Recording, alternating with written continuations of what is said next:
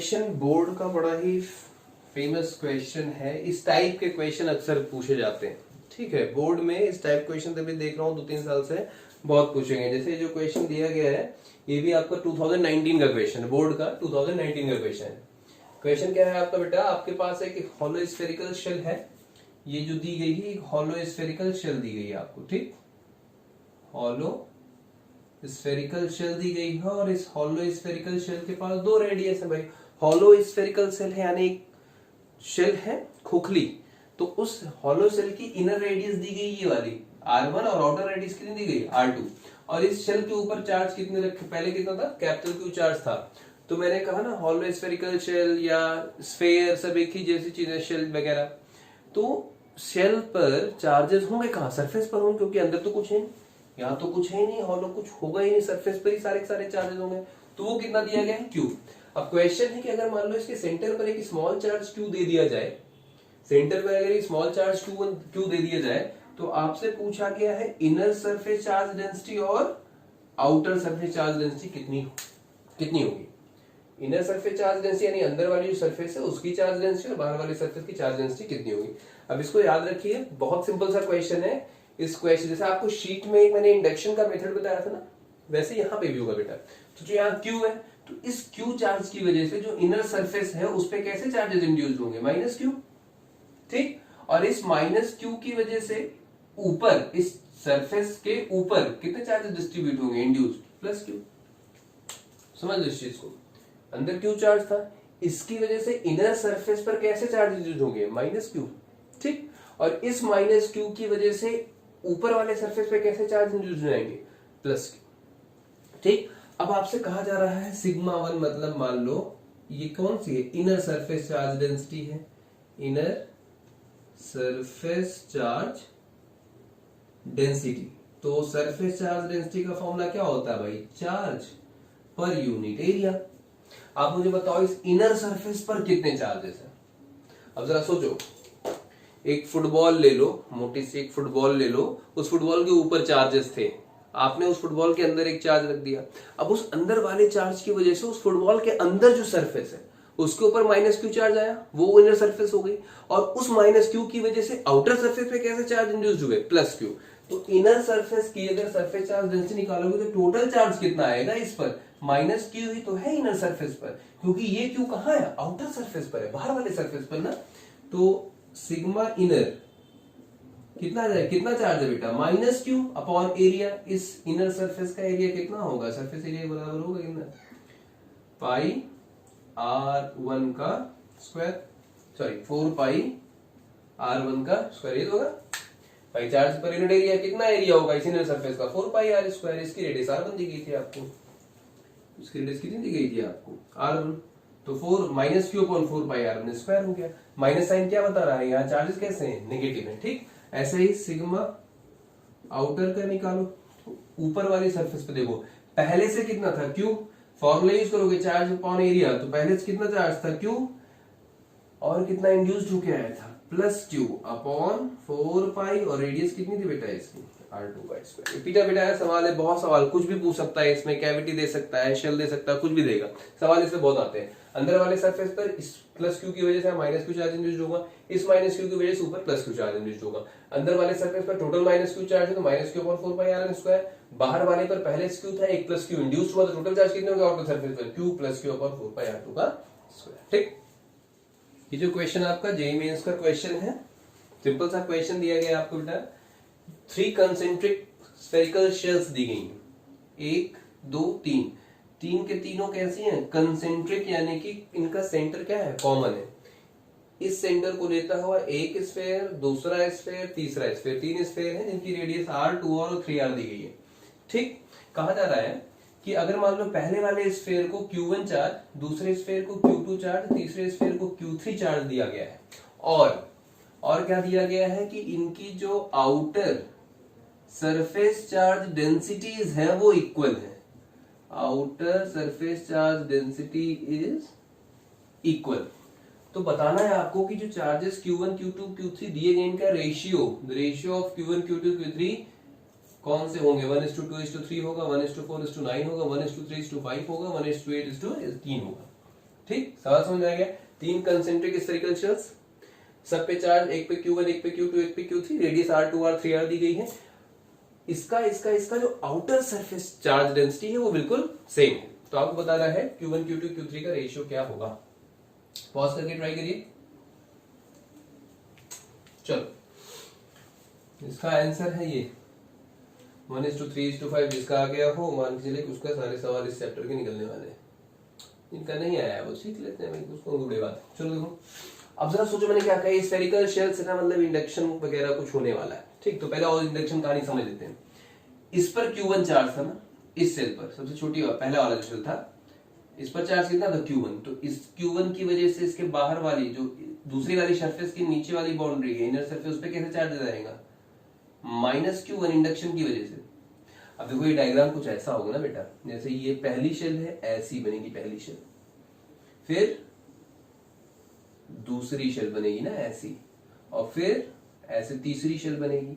अब मैंने कहा यहाँ Q1 है तो इसके ऊपर वाले दूसरे वाले शेल पर यहाँ पे कैसे चार्ज इंड्यूस होगी, -Q1, इस पे -Q1, तो इसके ऊपर वाले पर इंडक्शन की वजह से +Q1। ठीक, अब इस +Q1 की वजह से, अब देखो अब इस सरफेस पर कितने चार्ज होंगे, दूसरे वाले में पहले से कितना था, इस पर Q2 था, तो टोटल कितना हो जाएगा Q2 + Q1। अब इस Q2 + Q1 की वजह से इस सरफेस पर नीचे कितना होगा, -Q2 - Q1। अब इस -Q2 + -Q1 वजह से ऊपर कैसा होगा, +Q2 + Q1, और पहले से इस पर कितने चार्जेस थे, Q3। कुछ कहानी ऐसी होने वाली, ठीक है। अब इसको सोचो जरा कैसे करेंगे। देखो यहाँ आ जाओ, अब यहाँ पे देखो बनाते इस क्वेश्चन को, ठीक है। शेल कुछ ऐसी है ना, तीनों इनर सरफेस होगी, आउटर सरफेस होगी, उनकी आउटर सरफेस की चार्ज डेंसिटी, यानी ये सरफेस चार्ज डेंसिटी, इस सरफेस की चार्ज डेंसिटी और इस सरफेस की चार्ज डेंसिटी क्या दी गई, इक्वल दी गई। पहले इस बात को अपने दिमाग में बैठा के सोच लो, ठीक है, कि इतने में तो कोई दिक्कत नहीं हो रही ना, कट तो नहीं रहा कुछ। चलो फिर समझाता हूं। ये Q1, इस Q1 की वजह से दूसरी वाली सरफेस की नीचे वाली जो सरफेस होगी उस पर कैसे चार्ज इंड्यूस होगा, -Q1। नीचे वाले सरफेस से -Q1, तो इसका बिल्कुल उल्टा ऊपर सरफेस चार्ज इंड्यूस होगा, यानी क्या, +Q1। अब इस सरफेस पर टोटल चार्ज कितने हो गए, Q2 + Q1। इसकी वजह से थर्ड सरफेस की जो इनर सरफेस है, नीचे वाली, ये वाली सरफेस जो है, उस पर कैसे चार्ज इंड्यूस होंगे बेटा, -Q2, Q2 का उल्टा -Q2 और Q1 का उल्टा -Q1। अब ये अगर -Q2 -Q1, तो इसके ऊपर वाले सरफेस पर कैसे चार्ज इंड्यूस होंगे, +Q2 + Q1। ठीक, अब जो नहीं चाहिए उसकी बात नहीं करते, हमसे कहा गया आउटर सरफेस चार्ज डेंसिटी सबकी इक्वल है, हटा दिया आपने। चलो outer surface charge density equal करो भाई, फ्रॉम क्वेश्चन में कहा गया है, मान लो पहली वाली सरफेस की आउटर सरफेस चार्ज डेंसिटी कितनी, σ1। दूसरे सरफेस की चार्ज डेंसिटी आउटर सरफेस की कितनी, σ2। तीसरे सरफेस की मान लो कितनी है, σ3। कहा गया है कि आउटर सरफेस चार्ज डेंसिटी क्या आपस में इक्वल है। जरा वैल्यू निकालो। सरफेस चार्ज डेंसिटी क्या मतलब, चार्ज पर यूनिट एरिया। पहली वाली सरफेस पर आउटर सरफेस पर कितने चार्ज है, Q1 अपॉन एरिया। एरिया पहली वाली सरफेस का कितना होगा भाई, इस स्फीयर का एरिया कितना होगा, सरफेस एरिया 4 पाई, और इसका रेडियस कितना दिया गया, R, यानी R का स्क्वायर। दूसरी सरफेस पे सरफेस चार्ज डेंसिटी निकालो, तो आउटर सरफेस की निकाल लो ना। आउटर सरफेस पे कितने चार्ज हैं बेटा, Q2 + Q1 whole divided by इस सरफेस का एरिया कितना होगा, रेडियस कितनी, 2R, यानी कि 4 पाई 2R का स्क्वायर, यानी क्या 4 × R²। ठीक, इट इज इक्वल σ3 निकालो भाई, तो इस पे आउटर सरफेस पे कितने चार्जेस हैं, Q1 + Q2 + Q3 divide by area of this sphere, यानी 4 पाई, कितना रेडियस दी गई, 3R का स्क्वायर, मतलब क्या बेटा 9 × R²। देन 4 पाई R², 4 पाई R², 4 पाई R² कट जाएगा, 1/1। It is equals to Q1 + Q2 upon 4 बचेगा ना, Q1 + Q2 upon 4 is equals to Q1 + Q2 + Q3 upon 9। Q1 + Q2 + Q3 upon 9। ठीक, अब किसी भी दो पेयर को लेके सॉल्व, पहले इन दोनों पेयर को सॉल्व कर लेते हैं। तो देखो 4Q1 is equals to Q1 + Q2, Q1 इधर आ जाएगा, क्या बचेगा बेटा 3Q1 is equals to Q2। एक वैल्यू तो ये निकल के आई हमारी। ठीक है, अब जरा इन दोनों को लेके सॉल्व करो, पहले और थर्ड पेयर को लेके सॉल्व करो। तो Q1 is equals to Q1 plus Q2 plus Q3 upon 9 लिख सकते हो ना, ये इसके भी तो इक्वल है, तो क्या हो जाएगा 9Q1 is equals to Q1, Q2 की वैल्यू 3Q1 पुट कर दो, 3Q1 प्लस Q3, तो 3Q1 plus Q1 that is 4Q1, इधर आ जाएगा, तो 9Q1 minus 4Q1 is equals to what, Q3 कितना हो जाएगा बेटा ये 9 minus 4 5Q1 is equals to Q3, ठीक है, यानी कि Q1 और Q3 के बीच में रिलेशन हो गया ये इतना।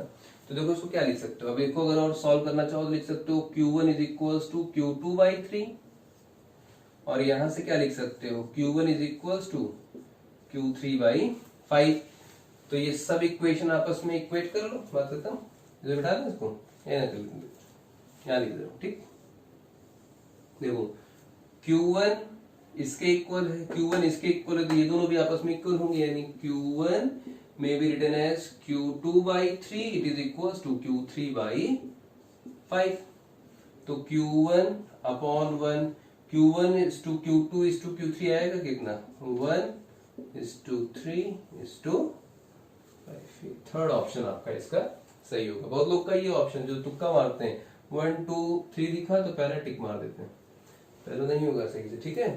जेई में इसका क्वेश्चन था, अच्छा सवाल था ये जो क्वेश्चन आपका बेटा एनसीईआरटी में क्वेश्चन नंबर 1.21 पे दिया गया है। एक ही क्वेश्चन है, स्फीयर का कोई बहुत ज्यादा क्वेश्चन नहीं है, बोर्ड पे आया एनसीईआरटी में आपके, ठीक है। सिंपल सा फॉर्मूला बेस्ड क्वेश्चन है, सिर्फ आपको फॉर्मूला याद रखना है बस इसके लिए। जैसे कहा गया है a conducting sphere of radius 10 centimetre has an unknown charge Q, मतलब आपके पास एक कोई कंडक्टिंग स्फीयर है और जिसकी रेडियस आपको दी गई कितना 10 सेंटीमीटर, और इस पर कोई अननोन चार्ज Q है, अननोन क्या बोल रहा हूं यार, अननोन चार्ज Q है, ठीक है। एक अननोन चार्ज Q है और इस स्फीयर की रेडियस 10 सेंटीमीटर तुमको गिवन है। अगर कहा गया if the electric field 20 centimetre from the centre of sphere is this much, means if the electric field at 20 centimetre from the sphere is 1.5 into 10 to the power 3 Newton per coulomb and points radially inwards, then what is the net charge on the sphere?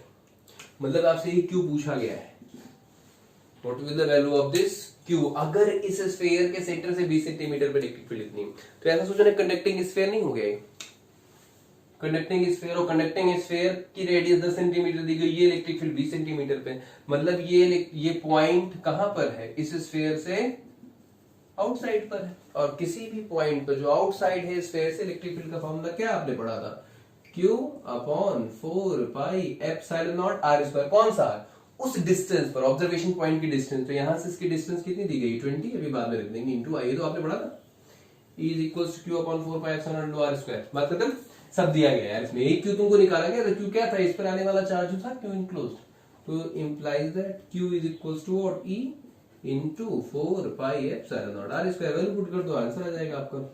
E की value रख दो, देखो E यहां पर दी गई थी आपको ना 1.5 into 10 raised to the power 3 into 4 into 3.14 into 8.85 10 to the power minus 12 into square of the r.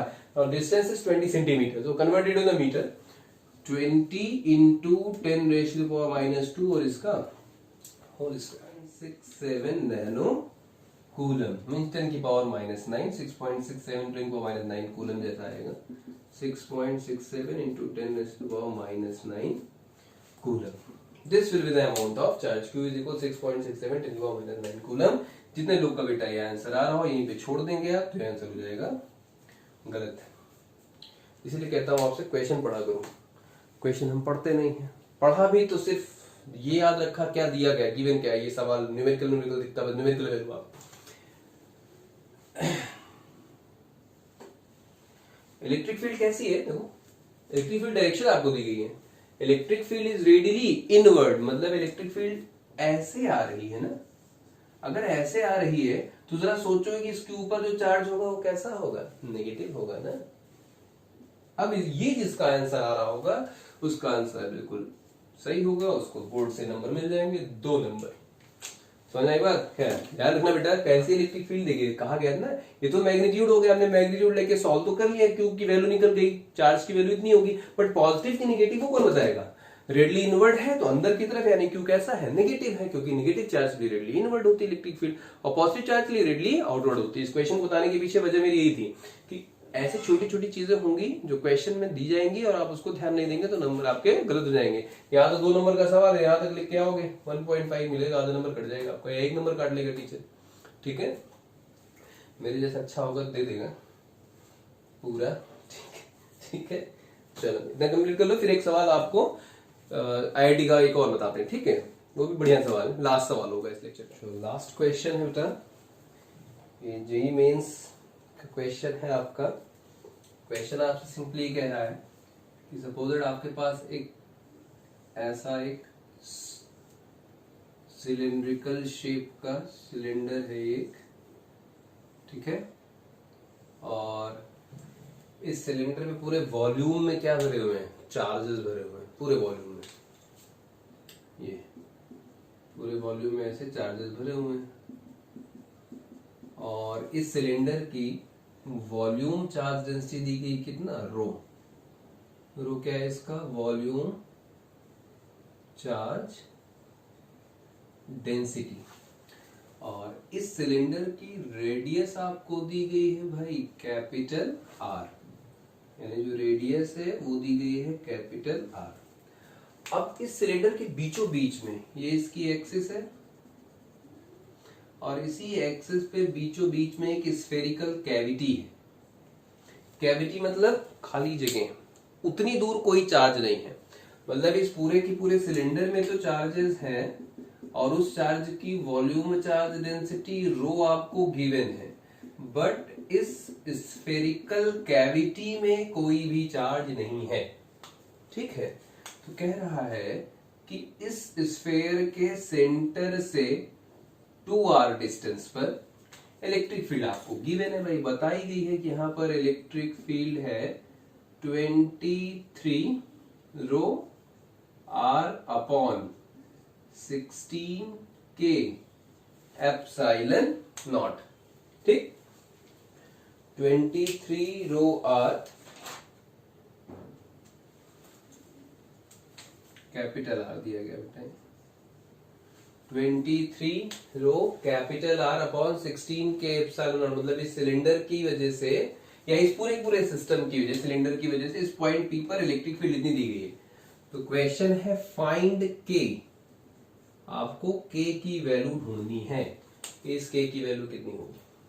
सवाल समझ में आ रहा है, एक नॉन कंडक्टिंग सॉलिड सिलेंडर है, उसके सेंटर पर एक स्फेरिकल कैविटी दे दी गई, मतलब उतनी दूर चार्ज नहीं है, ये इतने में कोई चार्ज नहीं है। अब आपसे कहा गया इस सिस्टम की इलेक्ट्रिक फील्ड इस पॉइंट पर, जो इसके सेंटर से कितने डिस्टेंस पे, 2r डिस्टेंस पर इलेक्ट्रिक फील्ड इतनी है, आपको K की वैल्यू बतानी है, और इस स्फेयर की रेडियस आपको बेटा गिवन है r/2। ठीक, तो यहाँ पर इलेक्ट्रिक फील्ड में जो दिया गया K की वैल्यू क्या होगी ये सोचना है आपको। ठीक, ट्राई कर लीजिए एक बार, कोशिश करिए, अब बहुत ज्यादा नहीं करना बेटा, कॉम्प्लिकेटेड नहीं इक्वेशन, देखो कॉम्प्लिकेटेड हम बना देते हैं अपनी हाई फाई थिंकिंग की वजह से। जेईई मेंस या एडवांस का क्वेश्चन, इसका मतलब नहीं सवाल बहुत बड़ा होगा, जो इसके पीछे का कॉन्सेप्ट है ना बिल्कुल बच्चों जैसा। और अगर आपने पूरा डेरिवेशन किया है, डेरिवेशन कराता इसीलिए हूं आपको, अगर आपने पूरे जो अभी डेरिवेशन हमने किए हैं वो डेरिवेशन किया है, तो इसका जो भी अगर कर लेंगे बड़ी अच्छी बात है, नहीं किए हो जो सोल्यूशन दूंगा ना, उस सोल्यूशन का एक भी ऐसा स्टेप नहीं होगा जो तुमको समझ नहीं आएगा, सब कुछ वही डेरिवेशन करना है, सब कुछ डिराइव करके निकाल सकते हो आप। ठीक है, इसलिए डेरिवेशन को बहुत आराम से पढ़ा करो, बहुत ध्यान से पढ़ा करो। ट्राई कर लिया, K की वैल्यू ऐसे आएगी इसमें 16 से 95, 6 आएगी K की वैल्यू, जिसका आ गया है ठीक है, जिसका नहीं है वो देख लेते हैं भाई कैसे करना है। देखो क्या करेंगे, यहां पर इलेक्ट्रिक फील्ड दी गई है इस पूरे सिस्टम की वजह से, हम क्या करेंगे एक बार इस सिलेंडर की वजह से इलेक्ट्रिक फील्ड निकालेंगे, और उस सिलेंडर की वजह से जो इलेक्ट्रिक फील्ड होगी उसमें से स्फीयर की इलेक्ट्रिक फील्ड माइनस कर देंगे, वो तो वही रहना है भाई। यहाँ पर जो इलेक्ट्रिक फील्ड हो केवल इतने सिलेंडर की वजह से, यानी कैविटी की वजह से नहीं है, हम पूरे सिलेंडर की वजह से पहले यहाँ निकाल लेते हैं, फिर स्फीयर की वजह से निकाल लेते हैं, और पूरे सिलेंडर में से स्फीयर वाली क्या कर देंगे, माइनस कर देंगे। तो बात वही बन जाएगी ना, जो बचे भाई स्फीयर में से, इस पूरे सिलेंडर में से स्फीयर को माइनस करोगे तो क्या बचेगा, इतना ही चार्ज तो बचेगी, उसी की वजह से इलेक्ट्रिक फील्ड दी गई है, यही मदद करने वाले हैं। मतलब कि जो हमारा E एट P है वो कैसे निकालेंगे, हम निकालेंगे पहले electric field due to cylinder, फिर उसमें से electric field due to sphere क्या करेंगे, माइनस कर देंगे। अब आपके मन में क्वेश्चन आ रहा होगा, सर जब यहाँ कोई चार्ज ही नहीं है, कैविटी है, तो इलेक्ट्रिक फील्ड कैसी होगी? बिल्कुल नहीं होगी। लेकिन जब सिलेंडर का निकालेंगे ना, तो पूरे सिलेंडर का निकालेंगे बेटा। जब मैं पूरे सिलेंडर निकालूंगा तो मैं मानूंगा कि यहाँ सभी चार्जेस यूनिफॉर्मली डिस्ट्रीब्यूटेड होंगे, तो पूरे सिलेंडर वाले में से इसको माइनस करना पड़ेगा ना, तभी तो पता चलेगा कितना बच रहा है इस कैविटी के बाद। ठीक है, तो ये मत कंफ्यूज होना कि इलेक्ट्रिक फील्ड तो स्फीयर की वजह से है ही नहीं, बिल्कुल सही है, हम मान लेते हैं कि है। तो पूरे सिस्टम में तो ये सिलेंडर और कैविटी दोनों मिलके देंगी इतनी इलेक्ट्रिक फील्ड, तो सिलेंडर वाले में से इसको माइनस कर देंगे, आपकी इलेक्ट्रिक फील्ड केवल इसकी वजह से बचेगी, जो आपका क्वेश्चन होगा। तो पहले आप सिलेंडर के लिए निकालें, क्या करोगे, जिस पॉइंट पे कहा गया, इसको मैं थोड़ा ऊपर लिख दूं, ई की वैल्यू जो निकालनी है, दिया गया है 23 रो r अपॉन 16 के एप्सिलॉन नॉट। अब आपको इस 2r डिस्टेंस पर इलेक्ट्रिक फील्ड निकालनी भाई, तो क्या करते थे, थोड़ा नजदीक कर दें इसको, डायग्राम बनाने में मुझे आसानी हो जाएगी। डिस्टेंस वही अभी भी है 2r है, इस पॉइंट पे निकालना है, तो सबसे पहले तो उस पॉइंट को लेता है गॉसियन सरफेस ड्रॉ करो। अब सिलेंड्रिकल सरफेस के क्रॉस सिलेंड्रिकल गॉसियन सरफेस भी होगी, तो हमें पहले एक 2r डिस्टेंस इधर सेंटर से और 2r डिस्टेंस इधर लेता हुआ एक गॉसियन सरफेस ड्रॉ कर लेंगे। ये हमने ड्रॉ कर लिया गॉसियन सरफेस, ठीक, ये हमारी हो गई गॉसियन सरफेस जो इस पॉइंट P से पास हो रही है। ठीक है, अब क्या करोगे, सोचो जरा, इसके अंदर जो चार्ज है, जैसे पॉइंट P से सारी कहानी करते हैं, तो इस गॉसियन सरफेस से पास होने वाला फ्लक्स निकालेंगे सिंपल मैथमेटिक्स से, और फिर इसी गॉसियन सरफेस से पास होने वाला फ्लक्स निकालेंगे किसकी मदद से, गॉस थ्योरम की मदद से। अब जरा सोचो इस गॉसियन सरफेस में कहां से फ्लक्स पास होगा, कई बार कर चुके हो, दोबारा करने की जरूरत नहीं है। इधर से पास होगा क्या, नहीं, एरिया वेक्टर ऊपर, इस सरफेस का एरिया वेक्टर किधर, ऊपर, और इलेक्ट्रिक फील्ड या तो इधर, तो कितना एंगल बनेगा, 90 डिग्री। नीचे का कर्व सरफेस भी एरिया वेक्टर किधर होगा बेटा, नीचे, इलेक्ट्रिक फील्ड किधर, इधर 90 degree.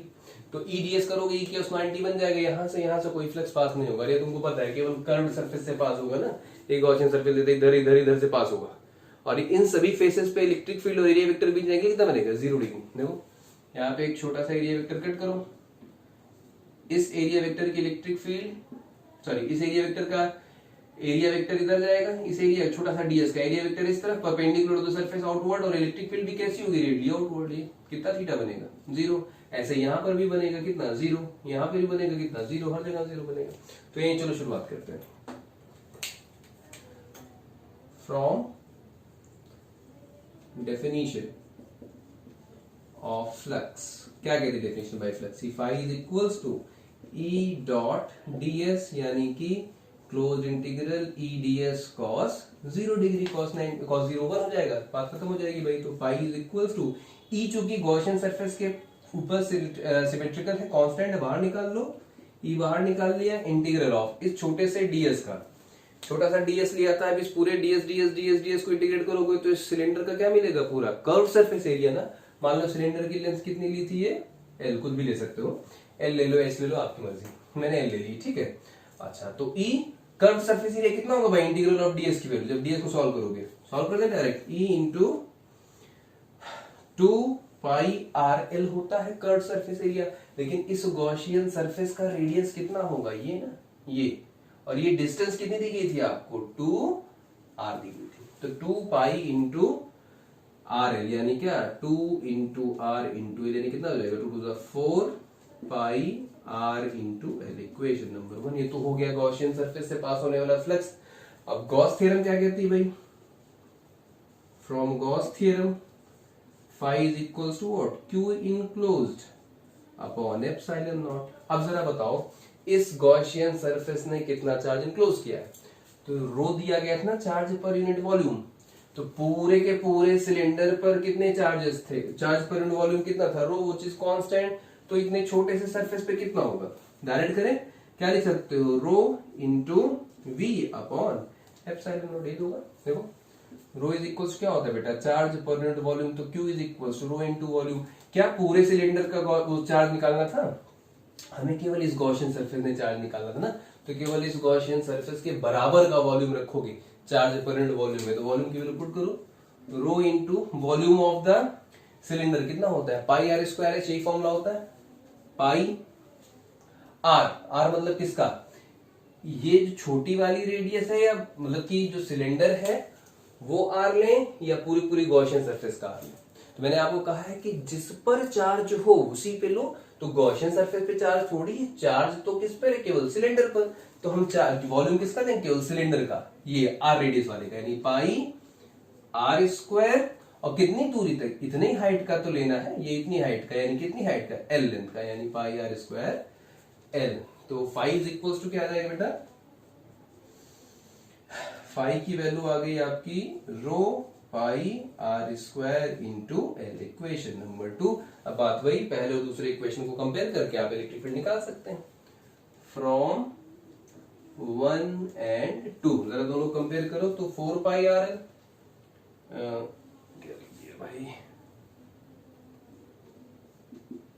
E into 4 pi R L, ठीक। यानी कि E into 4 pi R L will be equals to this much, rho into pi are square into L. जो कट सके काट दो, पाई से पाई कट जाएगा, एल से एल कट जाएगा, इस आर से एक आर ही काट सकते हो। तो E इज इक्वल्स कितना है बेटा, यहां बचेगा रो, एक आर बचा, यहां पे क्या बचेगा 4 और upon epsilon naught, 4 epsilon naught, equation number 3। यानी कि ये हो गया electric field due to what, cylinder. पूरा का पूरा सिलेंडर है, और इस पूरे सिलेंडर में हमने माना है कि इस कैविटी की वैल्यू भी आ गई। यानी ये जो electric field due to cylinder निकल रहा है उस कैविटी को माना नहीं गया है, यानी कैविटी जैसी कोई चीज नहीं हमने माना है, पूरे सिलेंडर की वजह से निकाला है। अब इस वाले में से कैविटी की वजह से कितना होगा उसको माइनस कर देंगे। तो पहले ये समझ में आ गया ई सिलेंडर कैसे निकला, रो आर अपॉन 4 एप्सिलॉन नॉट, ठीक। इसमें भी कहानी वही करना पड़ेगा। स्फेयर की वजह से अगर निकालोगे तो ऐसा नहीं लग रहा है कि इस स्फेयर के लिए ये पॉइंट पी कहाँ है, आउटसाइड ऑफ द स्फेयर। निकालना चाहो कर सकते हो। अभी इसको स्फेयर के लिए ऐसे पूरा गॉसियन सरफेस एक ड्रॉ करो, दुनिया भर की कहानी करो। अभी तो 2 मिनट पहले डेरिवेशन किया तुमने, तो मैं डायरेक्ट लिखने चल रहा हूँ, ठीक है। ई ड्यू टू स्फेयर, तो इसको भी दो तरीके से करेंगे, एक बार फ्लक्स की डेफिनेशन से, एक बार गॉस थ्योरम से। फ्लक्स की डेफिनेशन क्या कहती है भाई, ऐसे गॉसियन सरफेस ड्रॉ करोगे, वहां पर एक एरिया वेक्टर वगैरह निकलेंगे, जैसा डेरिवेशन करते आ रहे हैं। तो क्या होगा भाई, वो phi is equals to surface integral vector E dot ds. चूंकि स्फेयर है तो इसकी गॉसियन सरफेस भी एक स्फेरिकल ड्रॉ करोगे, तो ई और डीएस के बीच का एंगल हमेशा कितना आएगा, 0 आएगा, cos 0 हो जाएगा 1। ये सब बातें बहुत कर चुके हो, मैं डायरेक्ट लिख रहा हूं, ई बाहर निकाला, सरफेस एरिया ऑफ डीएस। अब इस डीएस की वैल्यू क्या होगी, डीएस मतलब क्या, पूरे उस गॉसियन सरफेस का सरफेस एरिया ना, यानी phi is equals to E into 4 pi are square. जो गॉसियन सरफेस इस पॉइंट से पास करेगी उसकी डिस्टेंस कितनी होगी, 2r ना, यानी क्या बेटा 4 इंटू आर स्क्वायर, ठीक। तो फाई इज इक्वल्स क्या आ जाएगा, E into 16 pi are square, equation number 4। ये तो हो गया फ्लक्स की डेफिनेशन से। गॉस थ्योरम क्या देगी भाई, फ्रॉम गॉस थ्योरम से क्या मिलेगा, phi is equals to q enclosed upon epsilon naught, ठीक। अब इस क्यू इनक्लोज्ड की वैल्यू जरा सोचिए क्या होगी। अब पूरे के पूरे इसी के अंदर जो रखा गया था ये, तो इसकी भी वॉल्यूम चार्ज डेंसिटी सिग्मा रो ही होगी। इधर बता दे, देखो रो इज इक्वल्स टू व्हाट बेटा, चार्ज पर यूनिट वॉल्यूम। तो क्यू की वैल्यू निकालोगे तो रो इंटू वी आएगी, लेकिन हमें केवल इतने के ऊपर अगर चार्ज होता तो कितना होता वो निकालना है। तो क्यू इनक्लोज्ड बराबर क्या, रो, और वॉल्यूम किसका, केवल इस छोटे से वाले का ना, तो छोटे वाले स्फीयर का वॉल्यूम कितना हो जाएगा, 4/3 पाई आर क्यूब। रेडियस कितनी इसकी, r/2, तो r/2 का क्यूब। तो क्यू इनक्लोज्ड आ गया बेटा रो 4 पाई आर क्यूब बाई 3 2 जा 3 2 2 जा 4 2 जा 8 3 जा 24, ये आ गया। क्यू इनक्लोज्ड की वैल्यू आ गई रो 4 पाई आर क्यूब अपॉन 24, ये वैल्यू आ गया। पुट कर दो तो फाई की वैल्यू क्या आ जाएगी आपकी, rho 4 pi r cube upon 24 epsilon naught. इसको याद रखना कैसे निकाला है, स्फेयर इसी सिलेंडर के अंदर है जिसकी वॉल्यूम चार्ज डेंसिटी रो दी गई थी, तो rho is equals to q upon volume. हमें क्यू इनक्लोज निकालना है, केवल इसके ऊपर कितना चार्ज होगा, तो रो मल्टीप्लाइड बाय छोटे वाले क्यूब का, छोटे वाले उसका स्फेयर का वॉल्यूम, तो 4/3 पाई आर क्यूब, आर कितना दिया गया, r/2, उसका क्यूब कितना हो गया, ये वैल्यू आ गई, ठीक। अच्छा, तो ये हो गया बाबा गॉस थ्योरम की मदद से फ्लक्स, ये हो गया सिंपल डेफिनेशन से। तो क्या निकल के आएगा, दोनों कंपेयर कर दो 4 और 5 को, ऑन कंपेयरिंग 4 and 5, क्या मिल जाएगा भाई? 4 और 5 कंपेयर करो जरा, देखो तो E into 16 pi are square will be equals to rho into 4 pi r cube upon 24 epsilon naught. जो कट सके काट दीजिए, फिर आगे बढ़ा जाए। इस आर स्क्वायर से इस पूरे का पूरा ये कट सकता है, ठीक। क्या बचेगा? केवल आर। ये लिख दें, आप लोग अपनी नोट्स बनाएंगे, दिक्कत होगी आपको। और क्या कर सकता है? 4 4 16, पाई से पाई कर सकता है। तो ई इज इक्वल क्या है? यहाँ क्या बचेगा? देखो यहाँ बचेगा रो, एक आर बचेगा आपके पास, डिवाइडेड बाई ये क्या है? 4 इंटू 24, 24 4 96, 24 चौका 96। नीचे क्या बचेगा बेटा? Epsilon naught. 4 4 16 कट गया, 4 नीचे गया, 24 चौका 96 हो गया, रो आर अपॉन एप्सिलॉन नॉट। ये आ गया आपका इक्वेशन नंबर 6।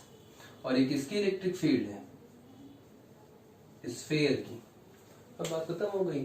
सिलेंडर की, पूरी सिलेंडर की इतनी थी, उसमें से अगर इस स्फेयर पे कोई चार्ज नहीं है तो होता तो इतनी होती, तो भैया इतने में से था माइनस कर दो, पता चल जाएगा कितनी नेट इलेक्ट्रिक फील्ड आएगी। Implies that net electric field कितनी होगी भाई? E cylinder minus E sphere. E cylinder कितनी है? देखो ये है rho r upon 4 epsilon naught minus sphere कितनी है? Rho r upon 96 epsilon naught. देखो छोटी नहीं है, rho r upon epsilon naught, rho r upon epsilon दोनों में है, लेकिन देखो बाई 4 है क्या? बाई 96 है, छोटी है, माइनस कर दो दोनों को। It is equals to E, net आ जाएगी ना, सॉल्व करो, देखो क्या हो जाएगा। 96 एप्सिलॉन नॉट 4 एप्सिलॉन नॉट, इसका एलसीएम हो गया 96, 4 24 टाइम्स ना, यानी 24 रो आर माइनस 1 टाइम्स, यानी रो इंटू आर, ये हो गया ई नेट। 24 रो आर में से एक रो आर घटा दो, यानी कि ई नेट की वैल्यू कितनी आ जाएगी बेटा? 23 रो आर अपॉन 96 एप्सिलॉन नॉट। कितना दिया गया था भाई? 23 रो आर इंटू 16 के एप्सिलॉन नॉट। कुछ दिख रहा है? 23 रो आर मिल गया, एप्सिलॉन नॉट मिल गया। ये 16 इंटू के को सॉल्व कर लो किसी तरीके से। तो जरा सोचो, इसको क्या ऐसा नहीं लिख सकते हो? 23 रो आर, 16 6 96 होता है ना, 16 6 96, यानी क्या लिखा है? 16 इंटू 6 इंटू एप्सिलॉन नॉट। अब जरा कंपेयर करो, इलेक्ट्रिक फील्ड दी गई थी, अब 23 रो आर 16 एप्सिलॉन नॉट बचा क्या? के की वैल्यू कितनी आ गई? 6 आ गई, ठीक। That will be the answer, implies that के विल बी व्हाट? 6, ठीक है। तो जो डेरिवेशन आप कर रहे हैं ना, ऐसा नहीं कि डेरिवेशन सिर्फ बोर्ड में नंबर पाने के लिए आपको करना रहता है। अगर डेरिवेशन का दिमाग में, खोपड़ी में बैठ गया आपको कॉन्सेप्ट ना, तो आप कोई भी सवाल निकाल सकते हैं। सिर्फ आपको उसको अपनी खोपड़ी में बिठाना है, दिमाग बैठ जाएगा अच्छे से, तो सारे सवाल निकाल ले जाएंगे, ठीक। तो इतनी सारी बातें हैं आपके इस चैप्टर में। मैंने कोशिश पूरी की कि फर्स्ट जो चैप्टर है इलेक्ट्रोस्टैटिक का, वो पूरा का पूरा कंटेंट कवर कर सकूं। शायद कोई ऐसा टॉपिक नहीं होगा, जहां तक मुझे याद आ रहा है शायद एक टॉपिक छूट गया है, मुझे याद नहीं आ रहा एग्जैक्टली, कि अगर कोई चार्ज हो, वो किसी इलेक्ट्रिक फील्ड में रखा हो, तो उसके ऊपर फोर्स कितना लगेगा। बातें तो कई बार की गई कि F is equals to QE QE QE लगेगा, जिसको कहते हैं charge acting on, force acting on a particle placed in uniform electric field. वो शायद एक टॉपिक छूट गया है, मैं अभी देख लेता हूँ प्लेलिस्ट में, अगर कोई टॉपिक छूटा होगा उसका। अगर नहीं हुआ होगा तो नेक्स्ट टॉपिक उसको देंगे, फिर ये चैप्टर खत्म करेंगे। बाकी उसके अलावा आपके इस फर्स्ट चैप्टर में, या शुरुआत आईएससी के हिसाब से बात करें तो शुरुआत के 2 चैप्टर में इलेक्ट्रोस्टैटिक की इस यूनिट में कोई ऐसी चीज नहीं होगी जो छूटी होगी, ठीक है। इतनी बातों को अगर आप पढ़ लेते हैं तो बोर्ड से लेके कंपटीशन तक इस चैप्टर के जो भी सवाल हो आप निकालने के काबिल बन सकते हैं। ये तो नहीं कहूंगा भाई निकाल ही ले जाएंगे, बट कोशिश मैंने पूरी की कि टॉपिक कोई छूटे ना इस पे से। अगर कोई चीज छूट गई हो तो मुझे कमेंट बॉक्स में आप कमेंट कर सकते हैं, बता सकते हैं कि सर ये टॉपिक छूटा है, मैं कोशिश करूंगा बेटा उसको अगले टर्न पे कवर अप करने के लिए, ठीक है। इतनी बातों को आपको पढ़ लेना है, पढ़ लीजिए, फिर उसके बाद अगर वो टॉपिक छूटा होगा तो नेक्स्ट टर्न पे कवर कर लेंगे, अदरवाइज फिर आपका मैं नेक्स्ट चैप्टर पोटेंशियल शुरू करूंगा नेक्स्ट टॉपिक, ठीक। टिल देन अपना ख्याल रखिए, पढ़िए और मस्त रहिए।